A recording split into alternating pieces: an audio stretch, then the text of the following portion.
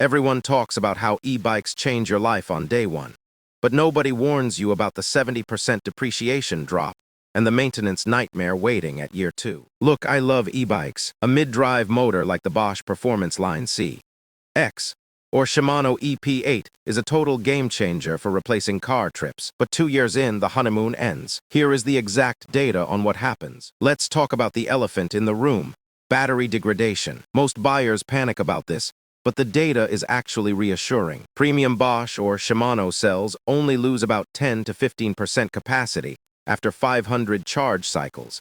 That's roughly 2 years of daily commuting. Here's where buyers actually get tricked: consumable wear. You are riding heavier bikes at higher speeds. You'll chew through brake pads 4 times faster than a regular bike. Add an accelerated chain wear and tire degradation, and you're looking at serious annual maintenance. The biggest mistake: buying cheap generic hub motors to save cash. When they fail, finding replacement parts is impossible. Beware of proprietary apps too.